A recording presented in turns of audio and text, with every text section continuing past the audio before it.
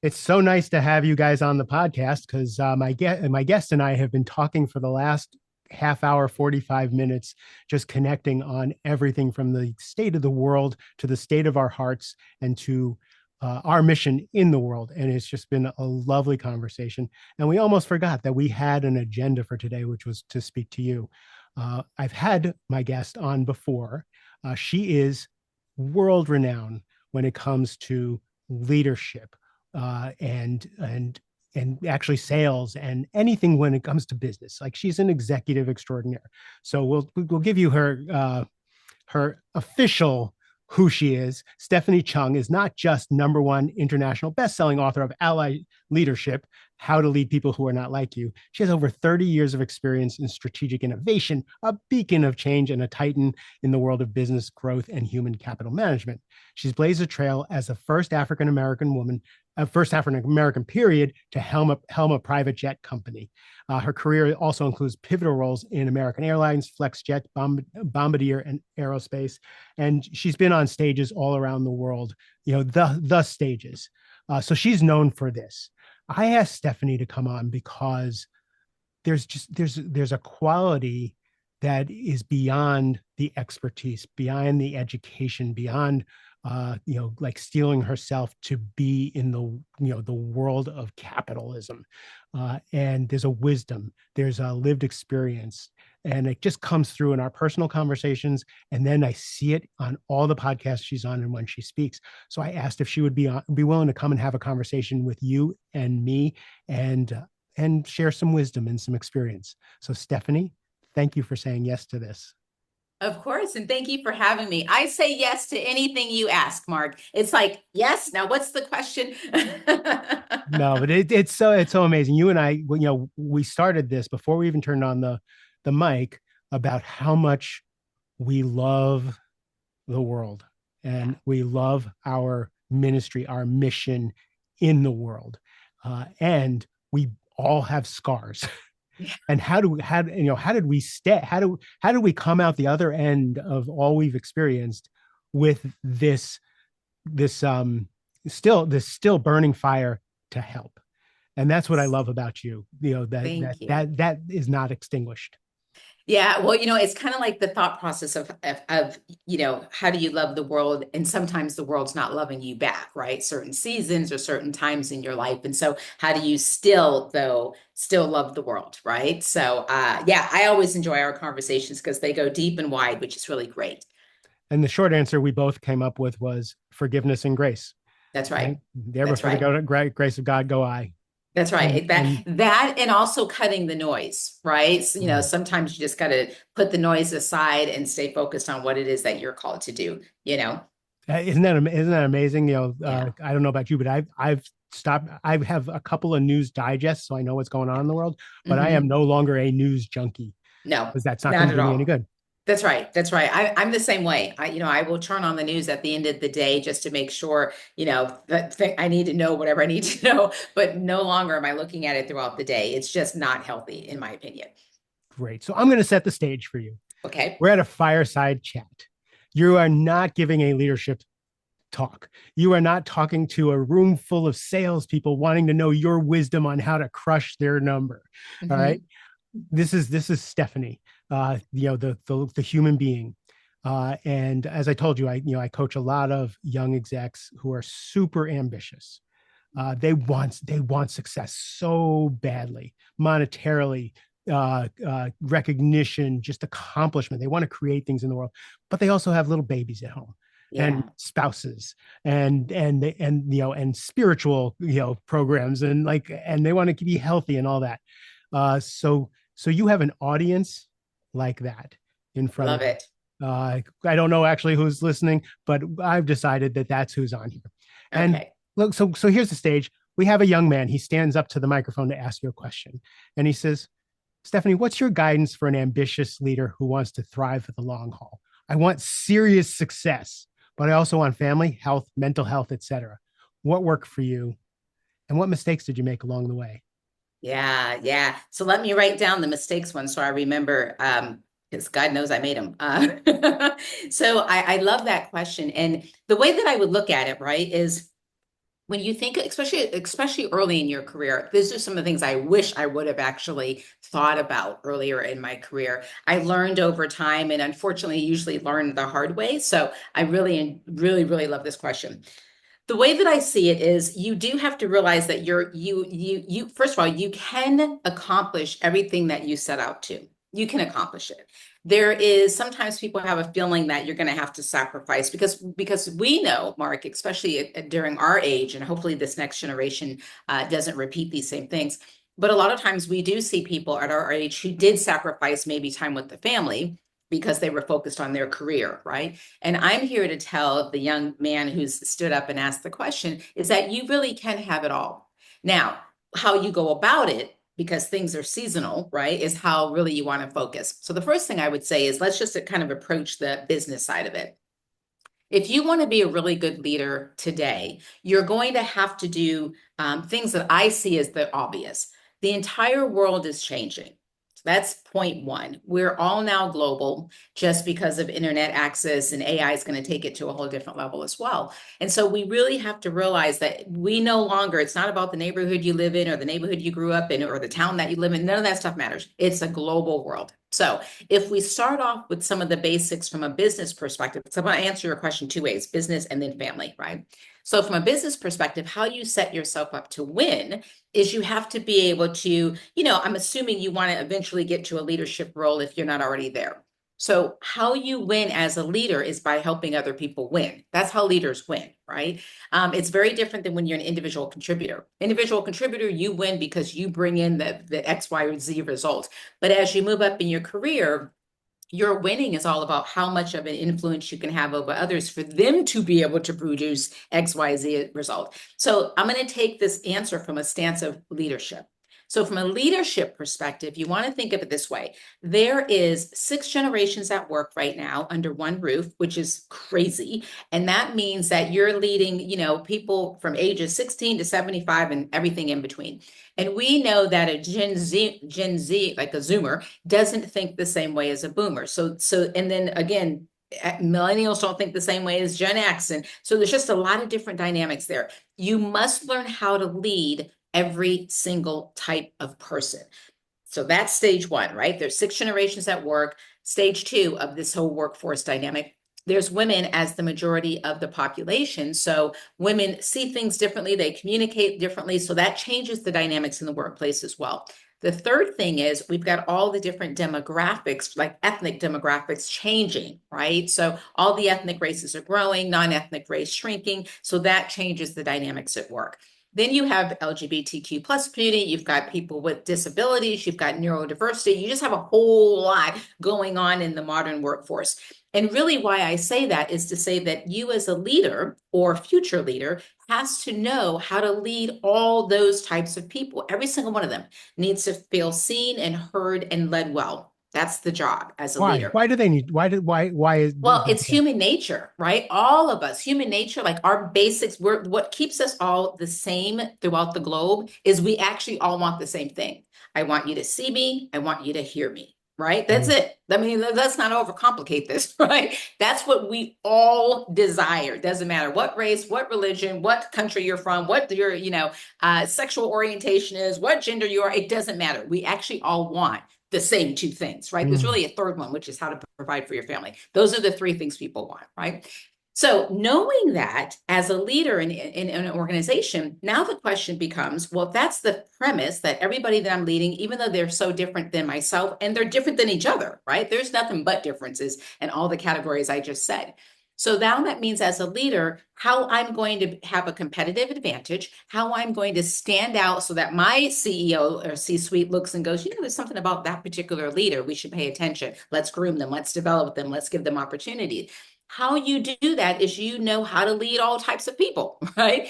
And the reason why this is important is because diverse teams simply, they're not just different, they outperform traditional teams. And when I say traditional, just for the sake of the audience, traditional is typically back in the day, we would actually hire people who did think like us and who came from the same schooling and had similar backgrounds, because that's how we did it, right? It was easier to manage those folks because you understood them, you got it. But that's not how it works today. So those rules are dead, right? So today, how you get the best out of a team is you actually don't want them having a whole lot of similarities. You want different Mm. perspectives and different backgrounds and them thinking different. You want them to challenge your thought process, right? All of that is what makes a diverse team. And because of that, the statistics are clear. So don't take my word. I encourage everybody to go Google it for themselves. You can find stuff from Harvard Business Review, from Deloitte, from McKinsey, from wherever. The stats and the research are really clear. Diverse teams have a 70% better opportunity of increasing market share. They know how to bring in new markets. Why? Because they're all different. They can see things differently, right? There's 35% more productivity when the group is different. Why? Because they're going to challenge each other, right? You're going to have a discussion there, and there's going to be someone that says, you know what, I see that, but I don't know that I agree with that. I think we could better solve this issue if we did it this way, because they all think differently. They have a different expectation. And that's a good thing when led well, right? And then the last statistic I would give is that diverse teams are 36% more profitable. Now, as a leader, your job is to get the best result out of the best people, because you have a fiscal responsibility. Even if you're a nonprofit, you've got a fiscal responsibility to perform, right? Your shareholders, your investors, your C-suite, everybody's expecting you to get a result. Now, with that said, how you thrive as a young leader in business is you know how to lead all people.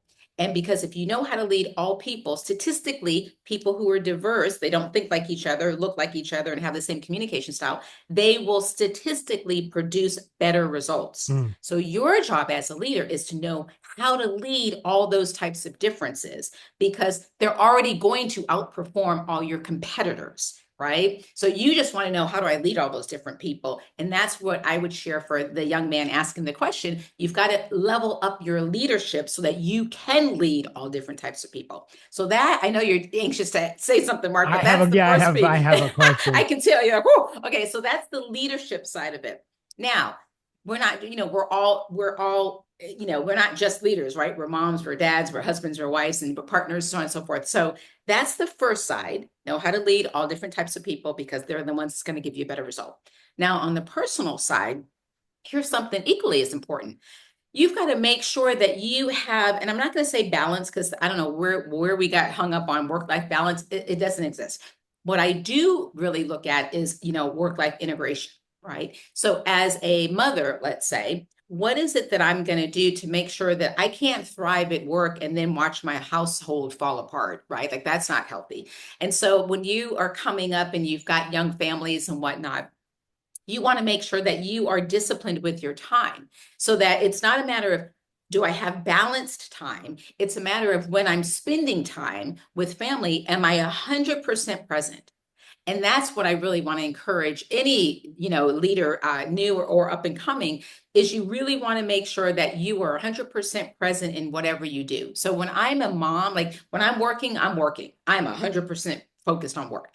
But when I'm no longer working, right, turn off the computer, whatever, I am 100% now focused in my family life. So whether that's me as a wife, or me as a mother, or, me as an aunt, or me as a board member, whatever it is I'm doing, I am 100% focused. So my encouragement to the listeners would be that what you want to learn to do is actually give yourself space and boundaries, so that you're like, okay, because I am a big person on compartmentalizing. I can compartmentalize like it's nobody's business, right?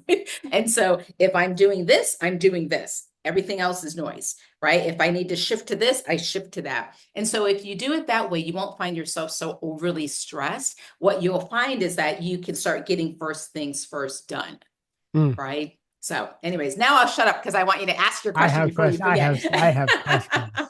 So my first question, I Mhm. didn't write notes to keep because Yeah. there's so much in there. Uh, is so I know, if I wanted to learn how to lead people who are different than me, I'm going Mhm. to buy your book and I'm going to read your book, and I'm going to Thank watch you. you on like there's a number of podcasts. You just Google Mhm. Stephanie Chung and you'll get a master class on Yeah. how How to to do it. lead people who are different. Mhm. who do you have to be? What do you have to do with yourself in order to Mm. be able to lead people who are different than you? Such a good question, Mark. That's such a good question. And I love it for a lot of reasons, but the best thing I can tell people is this is a head and heart issue. Mhm. So, head wise, there's a lot of things, and I won't tell you I won't bore you with it by the book, right? Head wise, we all know what to do. Heart wise, though, is what we don't typically address. Now, when I say it's a head and heart issue, the heart part of it is I have to go into every conversation with these people who are not like me.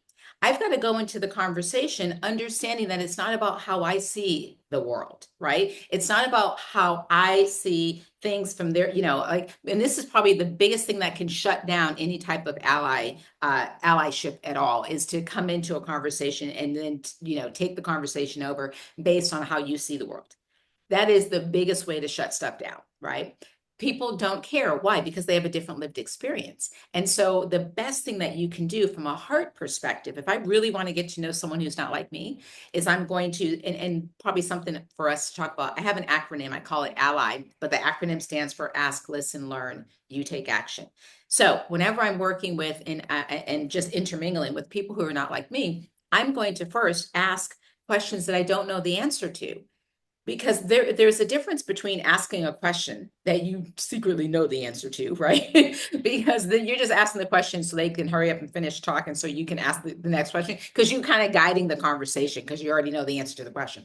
But if you go in and you ask a question that you really don't know the answer to, that's going to open up a whole different world for you, because now the person's going to answer, and because they're answering that and you're listening, like you're really listening because you're curious, by default, you're going to learn, right? So you're asking, now you're listening. By default, you're going to learn. And now with this new information, now I can take some action with it, right? And so that's the best way that I would say is that there's the head piece, but that you don't really need instructions on. That's what you naturally do. The heart piece is where it's a little bit more challenging because, and one of the things I always say to leaders is, I don't want, not that empathy is not good. Empathy is great. We got to start with empathy. But I think before we start with empathy, we have to really start with curiosity, Mm. because I need to be curious about you. Because if I'm curious about you and how you see the world, right, which is probably going to be very different than how I see it, then that by default is going to lend me to ask different questions because I'm curious. So let's take, for an example, something really simple, Mark. If you meet somebody from another country that you've never been to, by default, you're going to ask questions because you've never been to the country. You don't even know what, you know nothing about that country, and you may know nothing about that culture or whatever. So you're going to ask questions with a sense of curiosity because you really are trying to understand. But what I want leaders to realize is that you can take that same quality talking to someone that is from an area that you do know very well, but doesn't mean that the way that you know it is the same way that they know Mm. it. So how now do I ask questions in a way that's just really curious so that I can listen and learn, right? And not be so quick to interject my perspective on how I see things, if you will. Great, thank you. Mhm. Yeah, I think heart and curiosity are just the key drivers. Yeah, And yeah. it's hard to get mad at someone who's comes to you with an open heart and Mhm. curiosity, even if they make a mistake. Like how many times has someone come up to a gay person or a black person or anybody and just kind of put their foot in their mouth? Mhm. But Yep. if your heart's open and you're just curious, like Yeah. there should be some forgiveness, and let's figure this That's out. right. And I think you bring up a really good point, Mark, because people, especially people who are from marginalized communities, they have like a spider sense with that, spidey sense of like where your heart's at, right? Are you asking because you really want to know, or are you asking because you're just, you're trying to set this whole conversation up a certain way? And so when you come into a conversation where maybe you're not as familiar, the best thing you can do is actually say that on the front end, right? Because Mhm. then when people can see your intentions are good, and really, which means your heart's, well oiled for it, then they're going to give you a lot more grace because they can tell you actually are asking because you really do want to learn. You want to expand your own mind. And therefore, now they feel like they're participating with you in this process. That's very different than asking a question and you're trying to set somebody up because they can sense that too, right? Mm. And now they're like, the defenses are up because they don't want to be blocked into a corner. I'll tell you a story. And I talk about this in the book. The very first time, this is like 30 years ago, I'd ever met someone who was transgender.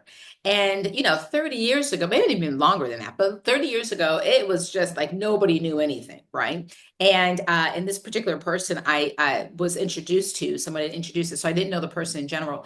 And I remember, sitting down having lunch with this person, and I said to her, I was like, "Can I just say this?" I said, I am, and I say this to people all the time, literally, especially if I'm not familiar with their culture or anything like that. The one thing I will always say is, I would love to hear your story, right? And so, but with that in mind, there may be times that I say something that may be offensive or that just may come off stupid, right? And I want you to correct me when that happens because I'm not trying to be offensive. I'm actually trying to understand, but I don't know. And so I give you permission, and I would really be honored if you, at that time, if I say something, stop me right then and there and correct me. I'm giving you permission to correct me, Nice, please. nice. Right? Because that way people are like, oh, okay, now you see my heart and my intention, right? I'm not trying to say something dumb, but I don't know what I don't know. So the odds of me saying something dumb are quite large, you know? That helps a lot because I've hmm seen this, and especially in white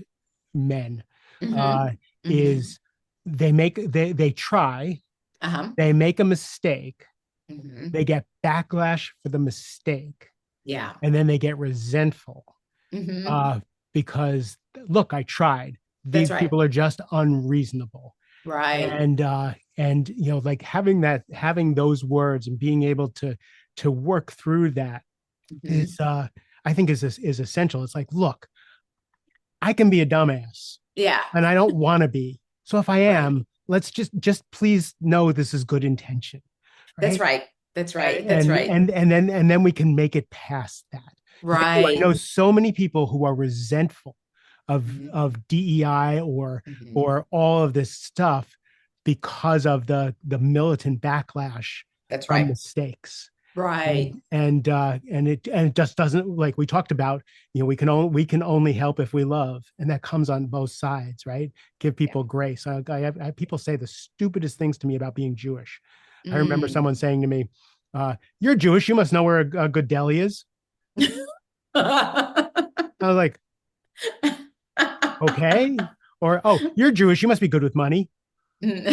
What? And it's like, if it was one to one, that might be okay. Like, it was in a hmm group of people, and Yeah. it was just like, dude, no.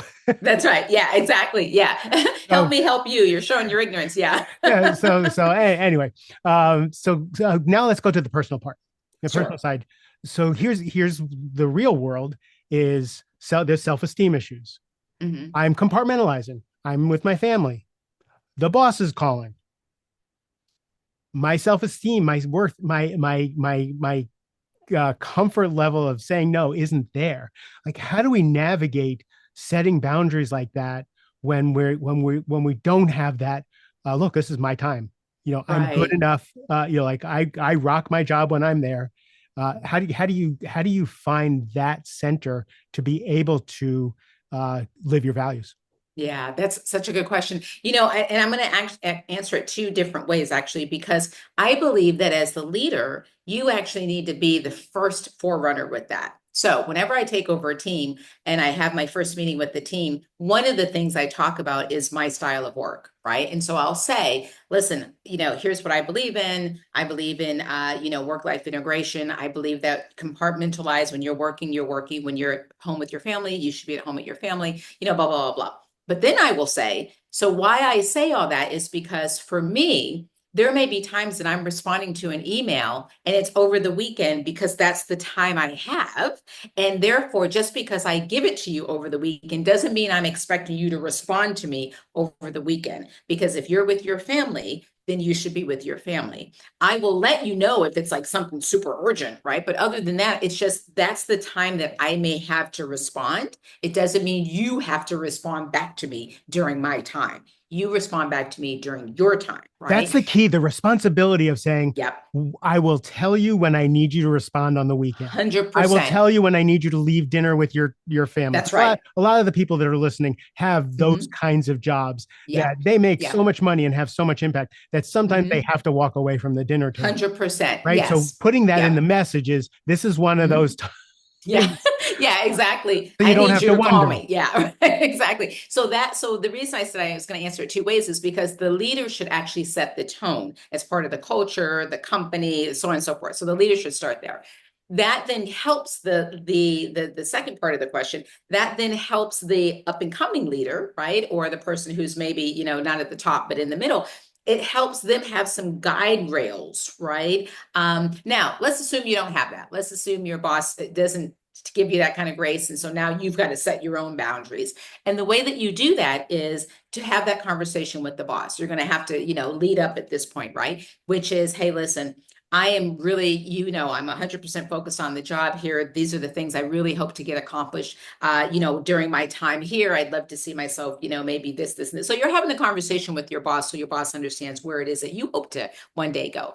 But part of that conversation also needs to be, I want to have a healthy work life, integration. So my personal life, it needs to be a priority as well. That said, I always want to make sure that I'm here of service to when you need something, blah, blah, blah. So if you could give me some guidelines that when you send me an email, what's your Right. expectation in regards to my response time and blah, blah, blah, blah, blah during work day, work hours and during non-work hours, right? So it's okay if the leader hasn't shared that downward, then you as a leader or up and coming leader, now you manage that upward then, right? 100%. And have that conversation. There's the best thing that you can do is to have those types of conversations. Believe it or not, that will signal to your leader, they'll be impressed. They will respect that type of tenacity because they're like, okay, this is a person who can say what they want, mean what they want, and then deliver with what I want, right? We want people like that.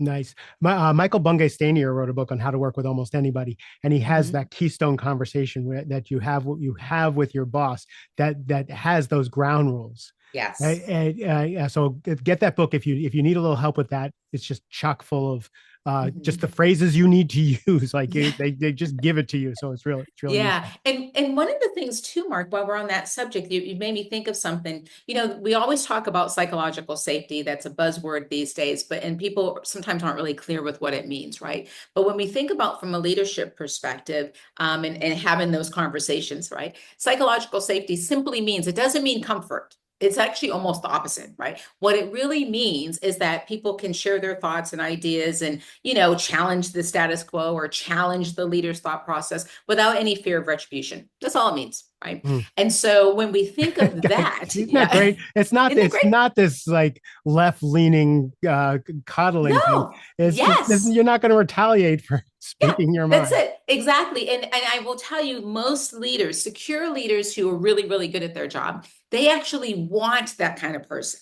They want the person who's going to go, well, actually, I don't really see it that way. I see it a different way, and here's why, right? So what that means for the listeners is if you're a person who continues to want to move up in your career, get into the C-suite, et cetera, or get on boards or whatever, you practice all of that now with whatever position you're currently in. And that's what psychological safety is all about. It's getting comfortable with having those uncomfortable conversations. And so an easy way to do that could be what we're talking about, just starting with your boundaries as far as your work life integration is concerned, right? My whole goal whenever I'm working with leaders is just to get them comfortable with being uncomfortable all the time. That's the goal, whether it's having uncomfortable conversations, whether it's creating uncomfortable conversations, right? I love leaders. Like I'm the type of leader who will actually, it's like when I'm leading a team, I'm going to start something that makes the whole team uncomfortable because healthy confrontation is the best way that I can get a top performing team, right? Because they're going to challenge like, well, I think this is good, but we could do better here. Or I don't know that I see it that way. I see it better this way. That's the type of team I actually want, right? Statistically, it's going to give me that competitive advantage. But I, as a leader, sometimes have to create that dynamic if the team is too healthy and too safe, because I'll get no innovation out of that team, right? Brilliant. I just wrote my newsletter today. I talked about the fact that a big part of leadership is understanding your own emotional landscape and being Yes. okay with your own emotional landscape. In other words, being able to be ruffled, be able to be uncomfortable, be able to do things that hurt or scare you or all those things so Yes. that your emotional landscape doesn't stop you from participating at your best. Right. And that's the inner work to do to be able to do all the things that we're talking about. And Okay. life is so much easier when you're okay having uncomfortable conversations because then stuff rolls off your back. You don't spend all night thinking about it, you know. You say what needs to be said and then you move on, you And know. be able to hear what needs to be said, right? Learning to, Amen. right. I can say what needs to be said. I'm a little bit of a wuss when it comes to hearing what needs to be said. And I know that about myself. So I work really hard. Yeah. Thank you is a, and I teach people when you're getting feedback, thank Mhm. you is a Yes, complete sentence. You that's can go right. process it later. Right. Just say, thank you for, being honest. I'll go That's right. talk to my coach. It's amazing. So this work life integration and et cetera. Is there any different for women? Like what would you add? Mm. What spices would you add for a woman dealing with this? Th- Yeah, that's a really good question. And there is differences for women, and there's like two I would really say because I get really hung up on this part for women. The first one is women tend to, for a whole lot of reasons, want to, and part of it's also how we were brought up. So we tend to want to please, right? And not ruffle any feathers and that type of thing. So one of the things that I say for women is you want to learn how to say no as quickly as possible. If you can get that into your normal regimen, it's going to save you headaches and tons of tears down the line. Mm. So here's how I say no, right? And if whoever's taking notes, I'll say it twice, right? Here's how I say no every day, 10 ways till Sunday. Is say you asked me to do something, Mark, and I didn't want to, didn't have the time to, whatever, right? Here's how I'm going to say no. Mark, thank you so much for thinking of me. I really appreciate it. I'm not going to be able to do that, but I appreciate you thinking of me nevertheless. That's it. That's my no. Now, let me break down why I say it the way that I say. Here's what most women will do. If somebody asks them to do something that they really don't want to do, they'll say, oh, oof, wow, I really appreciate it, but Johnny's got soccer Yeah. and I've got to do this and I've got to do that. And like, can you check back with me maybe next week? And then it starts all over again, right? If you don't want to do it now, you don't want to do it next week. So cut it off right now. And don't give people a whole lot of reasons because then people are going to go, oh, well, then what if I take Johnny to soccer? Because then that free you up to go do this, right? And now they're going to try to work with everything you've They just start given them. managing your life so you can do what they need you to do. Exactly. And you didn't want to do it in the first place, right? So say no. So again, for your audience, thank you so much for thinking of me. I really appreciate it. I will not be able to do it, but I appreciate you thinking of me nevertheless. That's And it. how do you not get seen as being Dr. or Mrs. No? Yeah. Well, you know what? Well, do you care? Right? I mean, at the end of the Well, day, what? let me say Yeah. you lead teams of people. Hmm. If you call someone and say, "Hey, need you to do this," and they go, Hmm. thank you for thinking of me, but no. Yeah. Well, no, What? in that sense, that's different for work, right? Like I'm thinking of it in the sense of just all the ancillary things that women tend to be brought into, Okay, I'm which talking then about work. yeah, okay. So, because then it crowds into now you're burnt out at work because you're doing all this other Yeah. stuff you don't want to do in the first place. Now, if you talk about work, let's go back to that. You can still say no, right? Because it depends on is this my boss asking me to do it? Because that's a different conversation. Or is it my peers? Or is it my Let's go boss. employees? Let's go boss Right. first. So if the boss is asking me, now all of a sudden you may not be able to tell the boss no, right? The question becomes, why are they asking you to do it? That's really the question. And so, because maybe you're the one best suited to do this, right? The question then becomes, okay, well, I've got a Mark, listen, I appreciate you thinking of me. So I've got this on my plate. So the question I have for you is, when do you need this by? And what is it that I need to move around in order to accommodate what you're looking for? Right. So I may not be able to say no to the boss. That's a different scenario. But now I've got to go, okay, well, then I got to move some other things around because right now that's not slotted in. But I want to hit the expectation, like hit the deadline, whatever it is for you. Because here's what you want to assume. Your boss is giving you something because they have to turn that into somebody else, right? So you're being pulled into the equation because of your gifts, your talent. That's fine. But now you've got to figure out, well, how do I manage all this other stuff I got to get done? So having that communication with the boss, don't just take it and be like, okay, I'll do it. And now you're stressed out and you're running around and you're short tempered with your own team because you're frustrated because this other thing just got put on your plate. right? That to me is all kind of different signs. One, why do you as the leader have so much on your plate? I'm sure there's some stuff you could delegate to other people. And, are they trained? Are they equipped that you should be able to hand it off? If they're not, then that's a leadership development issue, right? That you've got to kind of slow your roll and make sure your people are well led and well trained and well developed so they can support what it is that you're doing. If you're the leader running around doing all this stuff, newsflash, you're not the leader. You're the manager, right? And that's not the role. The role is leading. Leaders develop leaders. That's what we do. That is 100% what we do. So you've got to be in that rhythm to do it. So there's all different kind of ways that I would approach that. If it's my boss, yeah, I'm not saying no to the boss, but I am getting more clarity as to when do you need it, why do you need it, and what do I need to get off my plate so I can deliver that for you.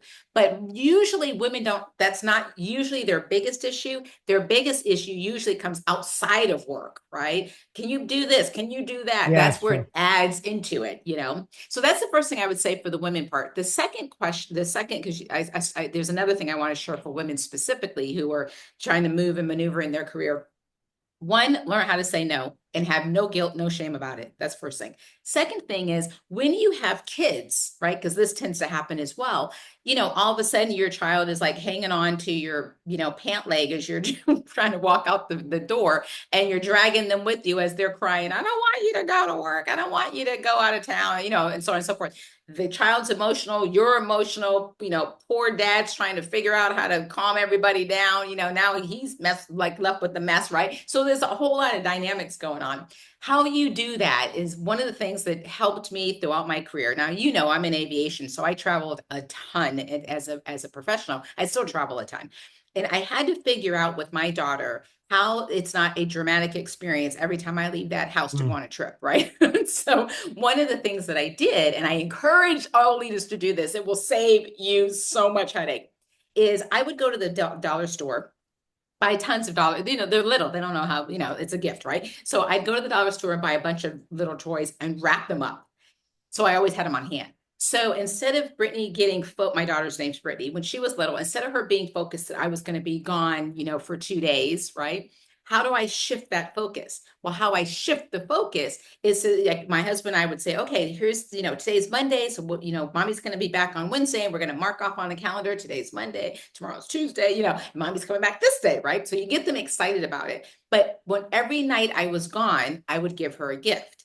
So Mm. now she's focused in on mom's gone for 2 nights and I get 2 gifts, right? Right. That's why you go to the dollar store in the front end and, buy $10 worth of stuff and wrap it all up. And then the goal was, so one, she'd get a gift for every night I was gone. And then two, when I came home, we would open the gifts together and then we'd play together with the gift, Oh, fun. That's right? so fun. Yes, that was her routine pretty much until she got into the tween years, which then she gets a little expensive. She's on to the dollar gift situation. Yeah.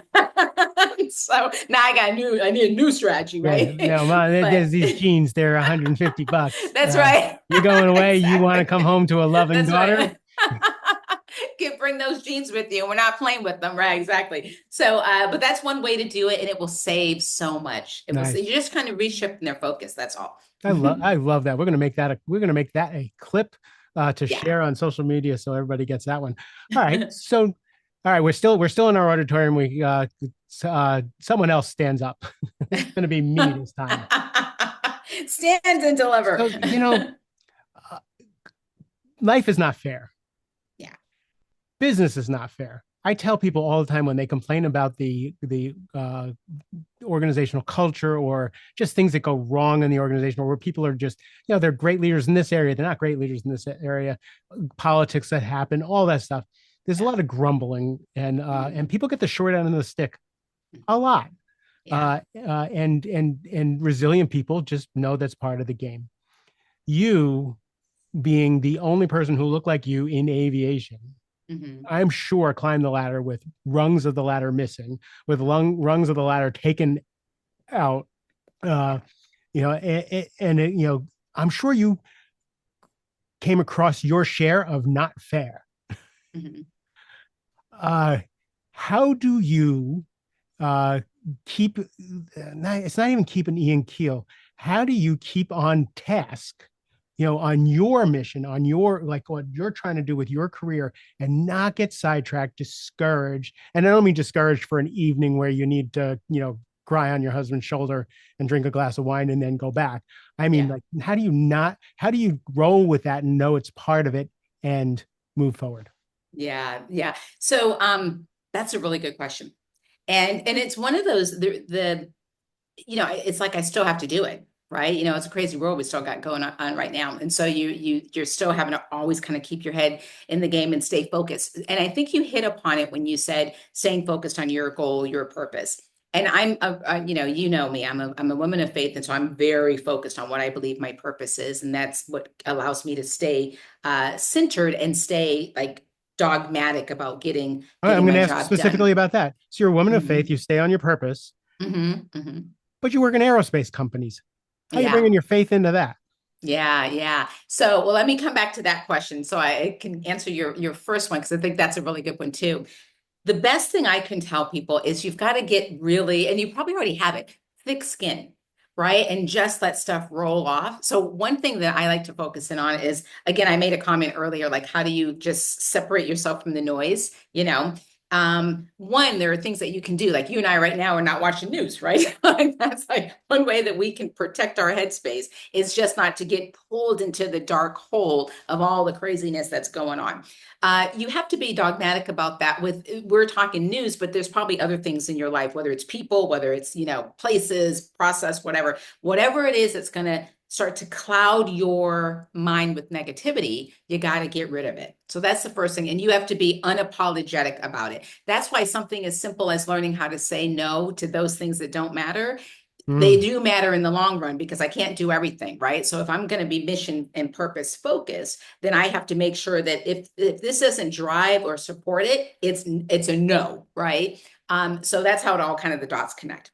The other thing I would tell you though is yes, definitely like for me, I could tell you stories. We don't have enough time where I could tell you just all kind of crazy stuff that would happen. Sometimes people were intentional about it, and then sometimes they didn't even know, right? The intentional ones I actually have more grace for because it's like, okay, you know what? I see the game, how the game's being played, and kudos to you. You tried it, and then I know how to, work against it.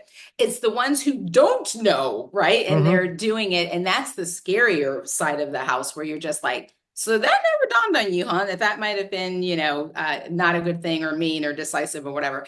It is what it is, though, because it's not going to stop me from why I'm here, right? So getting thick skin, learning how to let it roll off your back How do you is get thick it's skin? easier. Well, unfortunately, life tends to give you thick skin, right? So one thing that I would say, and I love that, because I'm always nervous when people try to give things too easily. And we're parents, so let's talk about from our kids' perspective. You want your kids to have to, sometimes have a cry. You want your kids to sometimes have to be uncomfortable. You want your kids to realize the world isn't built around them. You want them to have to tough it out, right? And right now, what we tend to have sometimes, and that makes the news, is everybody's trying to coddle the kids so that they don't have to go through any kind of, heartache or this or that and the other. But you have to learn how to actually push through things because the world isn't going to be unicorns and rainbows, right? So how do you make sure that your kids are equipped to get through it? One easy way is put them in sports, right? Like put the kids in sports, let them do some kind of competition, and not a sport where everybody gets a trophy at the end, right? But a sport where there's winners and there's losers, Right. right? Where you either did it or you didn't, because that's going to groom them for when they become older. You and I coach people that it's like, man, if they, boy, oh boy, like you're dealing with this now as an adult, but it would have been okay if somebody told you no when you were little, right? Or told you that the whole world doesn't operate around you, because now you're coming in as an executive and you're raising havoc in the workplace because you're not used to people going, well, no, that's the best idea. You know what I mean? So there's a lot of things that we can do as we think of work-life integration. Part of it is making sure that how we get thick skin is to put ourselves in predicaments where we're not the smartest in the room, where somebody's going to challenge us, and that we learn how to listen without defense, right? That's how you start getting thick skin. So I don't know if that answers your question, but since you threw that one out at No, me. no, no, that's yeah, no, that's how we give our kids thick skin, and I believe that we get thick skin by surviving Mhm. the The tough stuff. unsurvivable, right? Yes. Like even if it's just losing a job, it might Yeah. feel like the end of the world to someone. But Yes. once you've lost the Hmm. job, and then Yeah. you talk to someone else who's lost their job, you can say, I know you've lost a job. Right. You are going to find another one. Yeah. I felt the same way. Yeah. Right. Yeah. So it's basically you got to live through it. You got to feel it again, Yes. being in touch with your emotional inner landscape, and then Hmm. knowing that you can survive whatever that throws at you. I love that. You do have to feel it, right? You got to name it to tame it, right? And then you also have to, when you're feeling it and you're going through that process, I mean, you will use the job, loss. It also gives you a time to reset if you'll allow it, right? And like Mhm. I had to deal with people who've lost jobs as well, and I'm like, whatever you do, take the time to grieve that process. Because usually why it hurts so deeply is because you attached your self-worth to the job. Now all of a sudden the job's gone and you're like, who am I? You know what I mean? And your whole self-worth is wrapped into it. And then you just jump into another job, one that you may or may not like. And now the cycle continues. But what's better to do is like feel the wound. It's hurtful, right? You feel rejected, you feel disappointed, feel the process, go through Mm. all of that, go through it. So then you can come out on the other end realizing you can survive stuff. And then you can, yes, be a beacon of light for whoever else is coming up that goes through the same thing. You can be like, oh, I've been there, and here's what I found helpful. Blah blah blah blah blah blah blah. But yeah, we have to. I get really concerned. I'll be honest with you when we don't want to deal with the hard stuff. And the hard stuff is what makes you tough. And when you look at the world that we're in right now, it ain't for the weak at heart because No. we're in some tough stuff right now, right? Right. And so you have to know how to get through it, and you don't just do that by osmosis. You have to put yourself in predicaments where you're going to have to just again whatever the hiccup is in your life, just go through the process. Most likely, it's not going to kill you. I read something just recently. It said, it's really sad to be born a dragon slayer if there are no dragons, That's right. right? That's right. So, like we want to know who you'd be in tough times. This is when That's you get right. to figure that That's out, right. right? Exactly. Yep. How But strong are your calf muscles is what I always say. right, so again, again, for me, the lesson that life isn't fair, that Hmm. work isn't fair, that Yes. people aren't fair, Right. uh, and not for any purposeful reason. Uh, that was a hard lesson for me to learn because I have an idealist wing. Yeah. I do think that there can be rainbows and sunshine and kumbaya for Yeah. everybody. I do have that part of me, Hmm. and I want it for everybody. And it's Hmm. not that way, and it's not supposed to be that way. Yeah. When I finally allowed Hmm. there are waves that are going to knock me down, and there are waves I'm going to surf, and that's the way it's going to be. And then Yeah. a support system like Yeah. again I've been blessed. One of the blessings of being an alcoholic and having AA was Hmm. having a sponsor, having Mm. someone whose job it was, he had to stay sober to listen to me whine about stuff. Yeah. Right, so having a support system where you Yes. can whine and then Hmm. they put you back on your feet. Not people who will commiserate. You do not That's want right. people in your life who will commiserate. You want Hmm. people who will say, got it, that was tough, let's Yeah. put you back on your feet, send you Hmm. back in the ring. That's Right, you right. want those people in your life. Yeah, absolutely. That's such a good example. And that's how I feel as well, right? That you want somebody that when you're knocked out and you're off in the corner and you're blood and you're sweating, you're just like, can I get back up there? They're like, all right, are we good? Like, you ready now? Because you got to get back in there, right? They wipe you down, give you some water, and throw you back in the ring. But you need that support. And you do, it sounds so crazy that we're talking about this, but that is how you get stronger. And for me, whenever I go through a setback, I've trained myself that I can step back from it, feel the pain, feel the frustration, have a good come apart. If I need to do whatever I got to do, because I've got to get through it, right? So then at that point, I can then go, okay, all right, well, it didn't kill me. I'm still here, right? So let's get back in and let's reset. How are we going to skin this cat a different way? But there's something magical that happens during that time when you really can look at, once you've cried your last cry, right? When you can really look at it from a different lens and be like, okay, all right, I'm going to try it this way, or I'm going to do that, or I'm going to do this, because you're going to survive it. So when I have setbacks, I literally will know, like, okay, like I say to myself, Lord, what is it that you're trying to show me? And let me get the lesson quickly as possible. And I'm going to be looking for the lesson, because there's everything, even cancer, I can look back now and go, ah, I see the positives that came out of that. When I'm in the middle of it, I couldn't see it, right? Because I had to just try to get through it, feel it, cry, have it come apart, do all the stuff I got to do. But now that I'm out of it, okay, well, I had to have gone through it for a reason. What was it? And now I can look back with a fresh Mhm. set of eyes. So what I would encourage people is, your setback is not designed for you to just like be down and out for the count. It's designed to get you to that next level. But that next level is totally on you. Because are you going to shrink up and get into the fetal position because you've got your feelings hurt? Or are you going to be like, all right, let me shake that off. That kind of sucked, right? But I'm back bigger and tougher, baby. And now I'm ready for that next level. It's all your choice. Yeah. And I would say for people who are, like, we're talking to leaders, leadership can be a lonely place. It can be a hard place. It can be all kind. You can be exhausted and exhilarated all at the same time. Leadership is not for the faint at heart.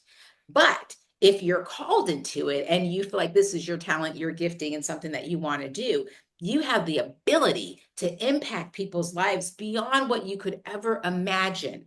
But what that will require is you going through some stuff so that you're prepared to lead at that level. Right? 100%. Nobody needs an insecure leader. We've all worked for those types, and you just want to like fling yourself out the window, right? Because they're the worst, you know? So you don't want to be that kind of leader. You want to be a leader who can take a tick and keep on, keep it going and still carry the troops with you. That's the kind Mhm. of leader everybody wants to be. Last question. Hmm. We talked about your faith, Hmm. and you're one of the few people I trust to talk about this topic. How did you bring your faith into a career in aerospace?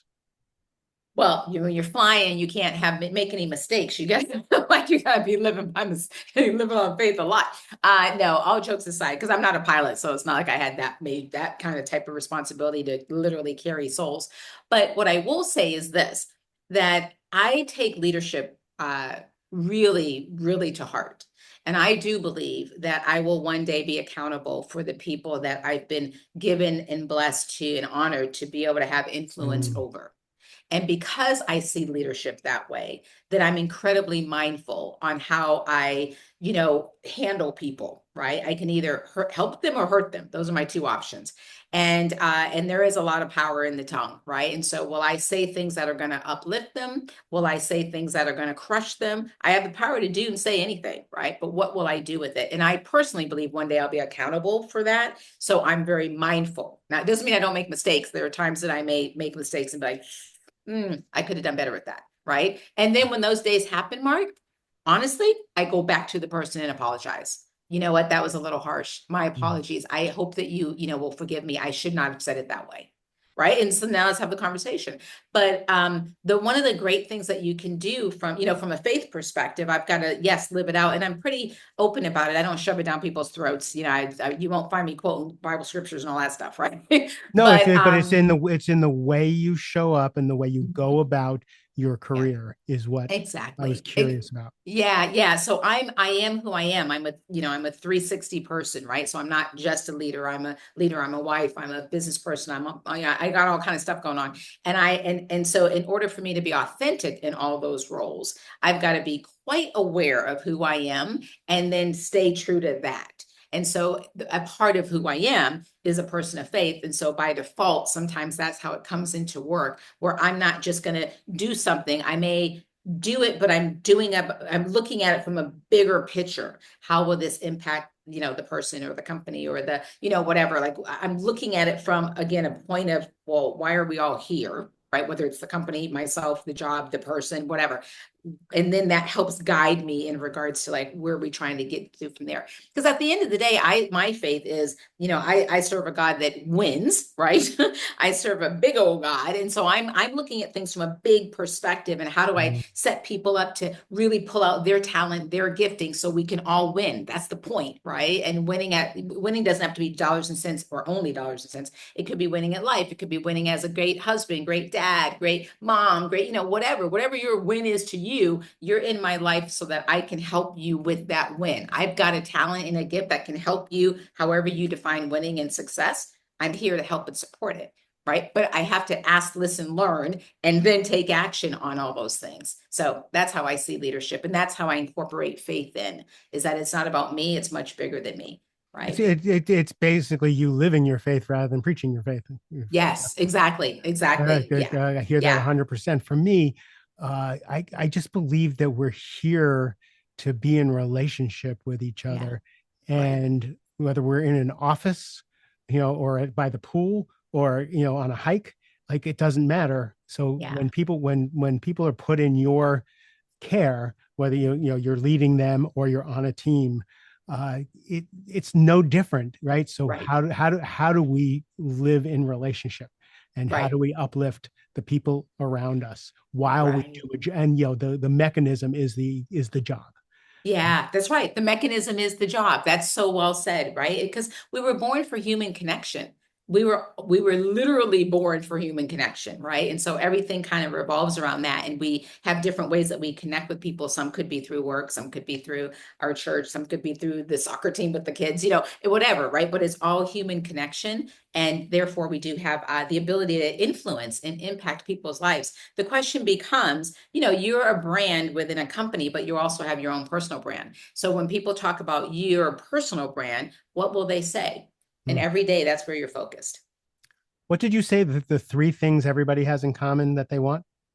Well, we all want to be seen, right? We like you want us to see like that we exist, We also want to be heard, and we also want to be able to provide for our families. Those are the three. So I guess love would be in there. When I think of seeing, I think of No, but like it's I so love you, I interesting see because you. when people say people are all the same all around the world, and you can like, no, we're not. But when you Hmm. get it, when you break it down to that, Yeah, we want to be yeah, seen, yeah. right? Actually, I Hmm. forgot the second one already. We want to be Yeah, seen, heard. Like I heard, want to be able to like tell you how I'm feeling, and you uh, hear that. and Hmm. then we want to provide. Like we all want That's to just it. be able to provide for our families. That's kind of jacks are better to be a human being. That's That's, right. you know, how can you argue with that? Yeah. Think of even if you get like, even like in a crazy way, think of every war, right? At the end of the day, every war comes down to, I want you to see me. I want you to hear me. You know what I mean? And all I want to do is provide for my family. This is it. So, regardless of what country, what nationality, what culture, it doesn't matter. It comes down to those same things. Yeah, it's a twisted way of doing it, but it's Mhm. it's it's down to those Yeah, things. you're gonna see me one way or the other. I can be negative about, well, even think of like in a horrible way. It's like, because think of even like, well, we live in the United States, so let's say school shootings. There were always somebody who was alone. Nobody saw them. Certainly nobody listened to them. And so you can see the pattern, right? But it's like, but at the end of the day, they did something dramatic to be seen. Mm. At the end of the day, that's like they're gonna get that sight some way. We don't have to get to those extremes. No, that's so interesting. That's what I think of every time someone goes by on a motorcycle or a car with a really loud muffler. Is like they just want Yeah. to be seen and heard. That's Right? right. That's all. Exactly. That's all that's about. That's Send them it. love. I see Yes. you. This Hmm. is Stephanie. Thank you. Like we just did an hour long Fireside chat. fireside chat, and you just imparted so much wisdom, so much Thank experience, you. so much love, Thank you. and lived your ministry. I appreciate you sharing with us. If people want more of you, where can they find you? Easiest way would be stephaniechung.com. And then from there, it has all my socials. I'm on every social at my call sign is at the Stephanie Chung. But yeah, I would love to, stay in touch with your listeners. I'm delighted. You and I have a lot in common. So I'm sure I'm gonna resonate with your folks really, really well. And you have a really important talk coming up. So you're taking the month of July off to prepare for your Hmm. world changing talk, which I can't wait Yeah, to hear. thank you. Again, thank you for your friendship, and thank you for coming on the show. Thank you for having me, Mark. Always a pleasure to see you and spend time with you, my friend. to everybody else, this particular episode showcases why I do this. I love you a ton. I want you to thrive, no matter what's going on in the world, and just that's what I want for you. So that's why I do it. Have a great rest of the day.